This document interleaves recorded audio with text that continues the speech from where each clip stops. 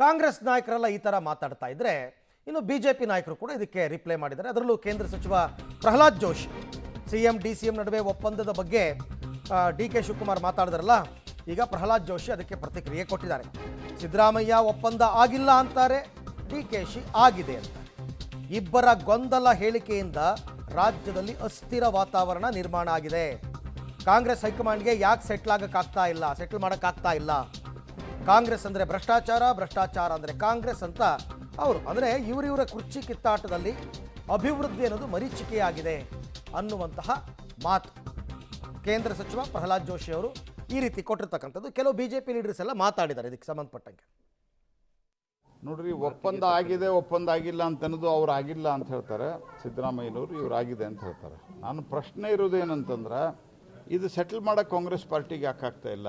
ಇದರಿಂದ ಇಡೀ ರಾಜ್ಯದಲ್ಲಿ ಒಂದು ರೀತಿಯಲ್ಲಿ ಅಸ್ಥಿರತೆ ನಿರ್ಮಾಣ ಆಗಿದೆ.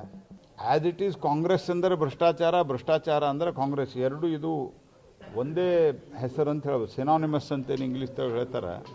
ಆ ರೀತಿ ಇದ್ದಂಥ ಸ್ಥಿತಿಯೊಳಗೆ ಈ ಅರಾಜಕತೆಯಿಂದ, ಈ ಅಸ್ಥಿರತೆಯಿಂದ ಮತ್ತಷ್ಟು ದೊಡ್ಡ ಪ್ರಮಾಣದಲ್ಲಿ ಗೊಂದಲ ಮತ್ತು ಭ್ರಷ್ಟಾಚಾರ, ಆಡಳಿತ ಯಂತ್ರದ ನಿಯಂತ್ರಣ ಸಂಪೂರ್ಣ ಕಳ್ಕೊಂಡಿರುವಂಥದ್ದು ಒಂದು ಪರಿಸ್ಥಿತಿ ನಿರ್ಮಾಣ ಆಗಿದೆ. ಇಂಥದ್ರಲ್ಲಿ ಕಾಂಗ್ರೆಸ್ ಹೈಕಮಾಂಡು ಅಂತ ಏನು ಹೇಳ್ತಾರೆ, ಅವರಿಗೆ ಯಾವುದೇ ರೀತಿಯಾದಂಥ ಕಂಟ್ರೋಲ್ ಉಳಿದಿಲ್ಲ. ಕಾಂಗ್ರೆಸ್ಸು ಹೈ ಅನ್ನೋದಷ್ಟೇ ಇದೆ, ಕಮಾಂಡ್ ಏನಿಲ್ಲ. ಯಾಕಂದರೆ ರಾಷ್ಟ್ರೀಯ ಅಧ್ಯಕ್ಷರು ಇಲ್ಲೇ ಇದ್ದರೂ ಸಹಿತ ರಾಷ್ಟ್ರೀಯ ಅಧ್ಯಕ್ಷರೇ ಹೈಕಮಾಂಡ್ಗೆ ಹೇಳಿ ನಾನು ಡಿಸಿಷನ್ ಮಾಡಿಸ್ತೀನಿ ಅಂತ ಹೇಳೋ ಸ್ಥಿತಿಗೆ ಬಂದಿದ್ದಾರೆ. ಹೀಗಾಗಿ ಗೊಂದಲಮಯವಾದಂಥ ವಾತಾವರಣದಿಂದಾಗಿ ರಾಜ್ಯದ ಅಭಿವೃದ್ಧಿ ಕುಂಠಿತ ಬಂದಿದೆ. ಉಳಿದದ್ದು 5 ವರ್ಷ ಅವರಿಗೆ